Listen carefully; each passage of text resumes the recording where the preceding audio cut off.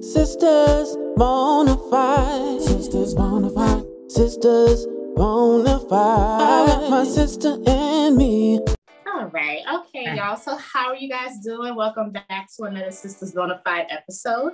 Steffi, how are you doing? I'm doing good. How are you, my sister, mister? I'm doing good, my sister, mister, hanging in there. So today we have more of two serious topics to discuss with you guys. One of which involves actually an international case where this young girl, I think I'll read you guys the post from Instagram. She was strip searched inside of her high school by police officers due to the fact that her teachers thought that she smelled of marijuana. We're going to elaborate on this, and I'm going to read the post from The Guardian that was on Instagram, which is how we were introduced to this topic. So that way you guys can get some color on what actually happened, and then we'll dive into the other topic that we'll discuss, and we'll introduce that at later on in the video. So I'm going to just read to you guys what the topic, what the situation was in the UK with this young girl that I just mentioned.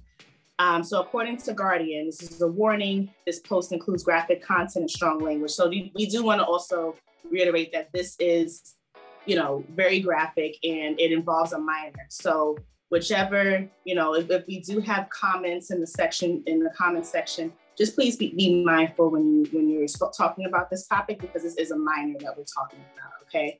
Mm-hmm. So a young Black child was subjected by police to a strip search at her London school that involved the exposure of intimate body parts, according to an investigation which found racism was likely to have been an influencing factor in the officer's actions. And this is a quote by the actual young lady. She said, "Someone walked into the school where I was supposed to feel safe, took me away from the people who were supposed to protect me, and stripped me naked while on my period," the 15-year-old said in a statement, adding that she did not know if she would ever feel normal again. No appropriate adult was present during the girl's ordeal, which took place without parental consent and in the knowledge that she was menstruating. The child was made to bend over, spread her legs, and use her hands to spread her buttocks while coughing. And she is now in therapy and self-harming following the incident in December of 2020, according to the family members' statements to the injury. The report emphasized the importance of the question of whether the girl, referred to as Child Q, was treated differently because she was Black, adding this line of injury that had been starkly reflected in several events that took place around the same time. Police were called by teachers who told the Review that they believed she was smelling strongly of cannabis and suspected she was carrying drugs, but none were found. The Metropolitan Police have apologized for what a senior officer described as the child's truly regrettable treatment, which has been the subject of a separate independent office for police conduct investigation. The child's mother said their position in the school is being part of the safeguarding team, but they were not acting as if they were a part of that team. This makes me sick. The fact that my child has to take her sanitary towel off and put the same dirty towel back on because they would not allow her to use the restroom to clean herself. Now, since the release of the report, Child Q's case has caused widespread outrage. And that's where the post ends. And I think that will kind of give you a synopsis of like what is going on. Mm-hmm. But clearly this is a very horrifying incident that happened to this young lady in the UK. And this is actually one of our first global coverages that we've done on our platform. So Steffi, what do you think about what all of this means to you? Like, what do you think about it? So I get a lot of emotions stirred up from this. It's hard to hear. It's hard to hear from many different perspectives. Just further proving how Black women, but Black children are not protected from a mother's perspective. Like, naturally, I think about, like, what if this was my child, you know? And then it's like the adultification of this child, stripping this child of her innocence, you know, automatically viewing her as an offender, you know what I'm saying? Not giving her the minor freedom of having her mother there, calling her mom, having an adult present, you know, and just like what would make them think that, what entitles them to their privilege to do this to this child, you know, no matter what they suspect, she's a minor. Whether she was in the right or in the wrong, you call this child's parents and you do this the right way. And I don't even want to hear that it's not racially driven and racially motivated. Mm-hmm. You know, it's just like, come on, we live in a world and people want to say, oh, you want to make everything about race. You want to say everything is racially motivated.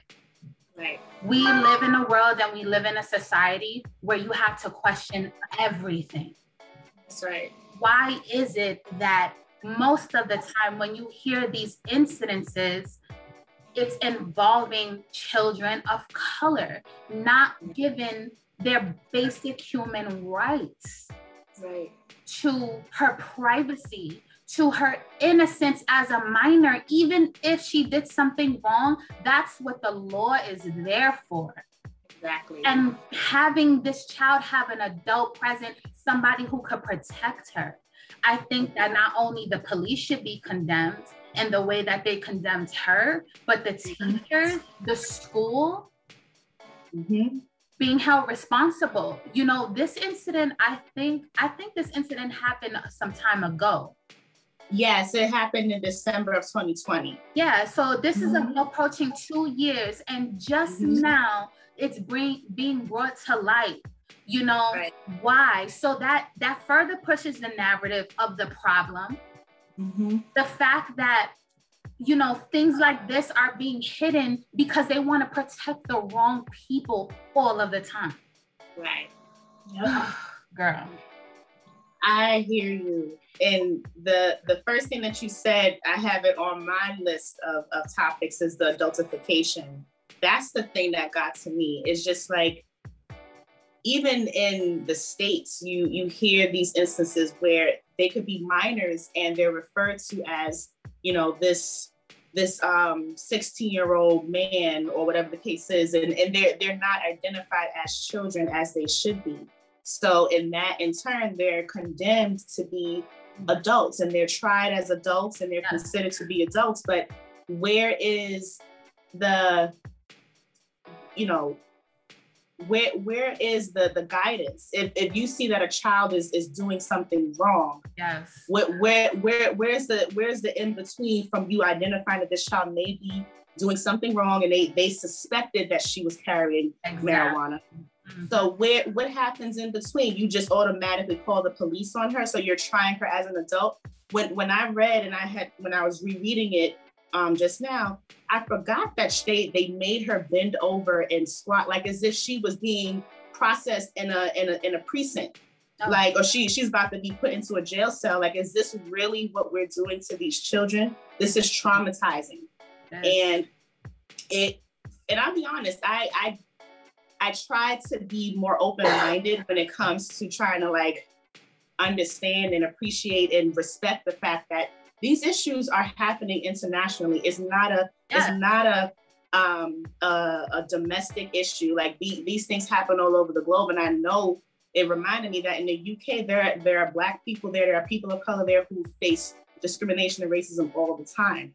Yeah. But it also dawns on me to also think about the fact that even here, especially back when, you know, in the 80s and stuff like that in the United States, where, you know, cocaine and crack were really relevant, you know, white people would get a slap on the wrist for using cocaine, but then Black people who were people of color were using crack, they were getting sentenced to in jail and doing hard time. So it kind of puts me into a perspective where it's like, okay, it's kind of the same mindset, because I feel like if this was a white child that was being accused of carrying marijuana or whatever the case is, or they smelled it on them, they would have just either let it go or got a slap on the wrist. But this girl, this young girl was faced with the most traumatizing thing, all while menstruated.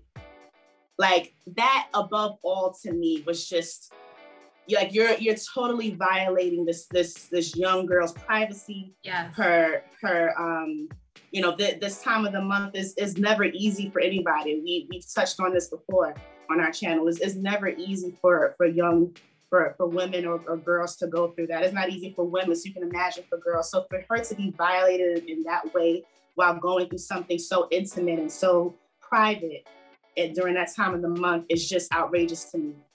And it also makes me emotional as well, because it's just like, not, you, like she said in the article, you go to school, she went to school thinking that she was going to be protected by these adults. Like you said, these teachers, the teachers, where were they?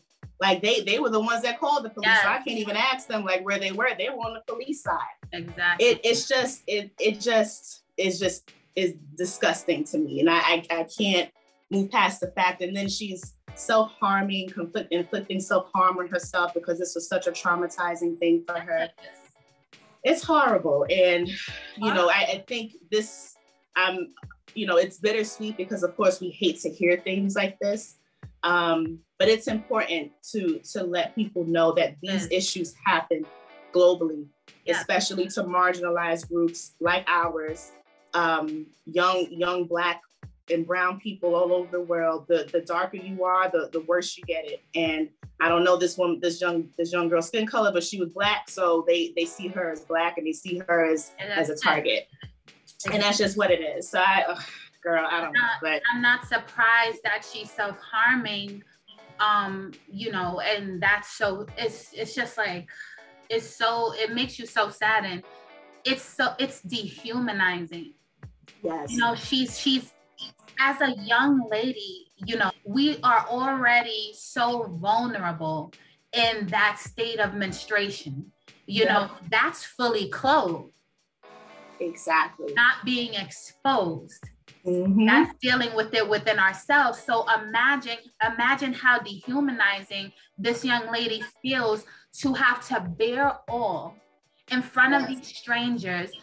Like she said, she should be able to go to school to feel protected. Her parents sending her to school because you have to put trust. But that goes to show you how institutionally corrupt these organizations are, and we can't do something as simple as send our child to get an education without facing systemic racism.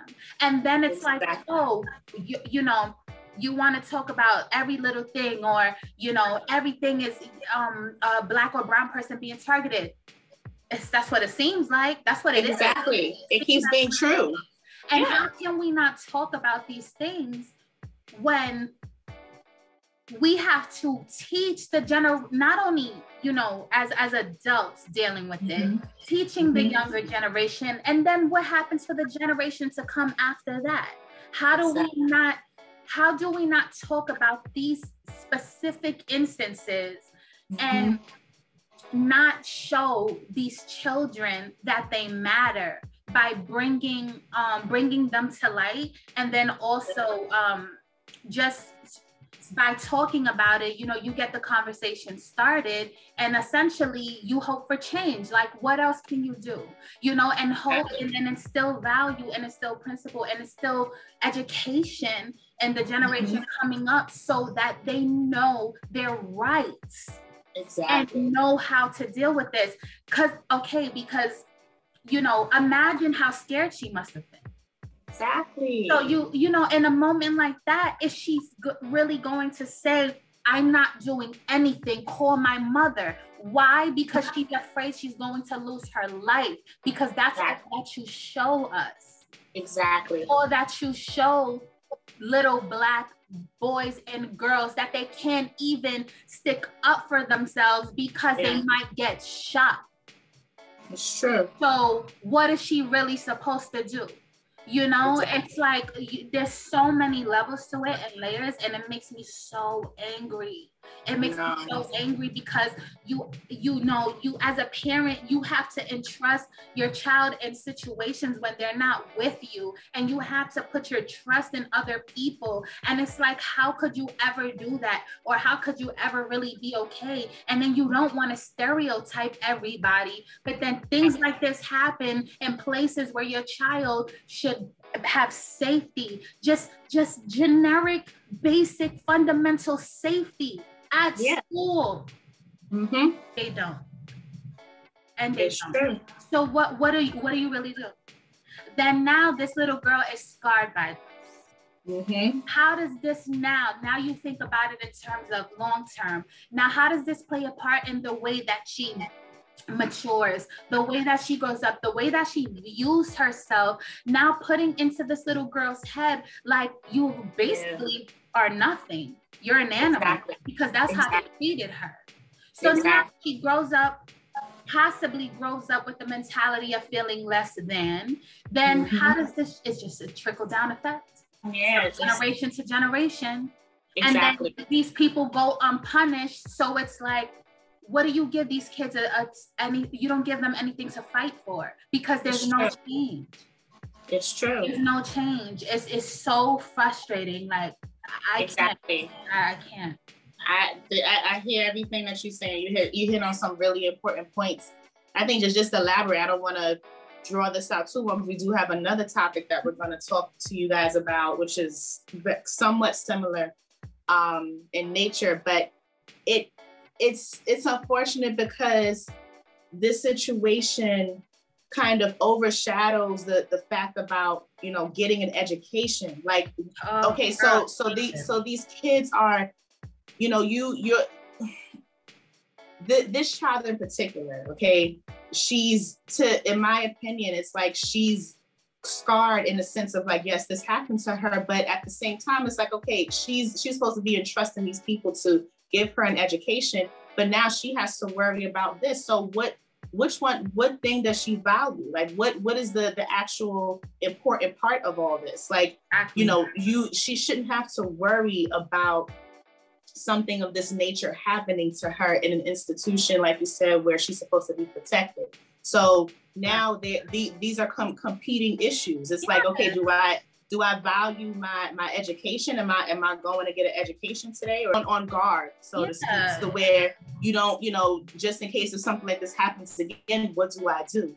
And children should not have to think about that. And it's really unfortunate that these kids have to grow up so quickly in such a traumatic way and have these experiences that will force them to grow up faster than what they should. Let these kids be kids. They're going to make mistakes. This is why educators are in these institutions, to teach them, not to condemn them for making these mistakes, because you're only going to either A, traumatize them, or B, they'll say, well, whatever, I'm just going to still do what I want to do anyway. So how are you teaching them? How are you helping them? And I think that there's a whole reform that needs to happen across the globe. Clearly, I thought it was just in the States, but clearly it's not.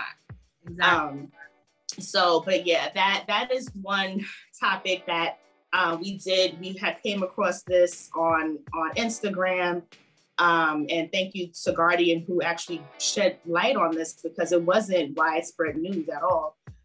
So it's unfortunate to have this happen, but I'm happy that people are speaking about it. And I really, we really hope that she can get some type of therapy and, to be able to move on from this traumatic experience, and that the right people are condemned for this.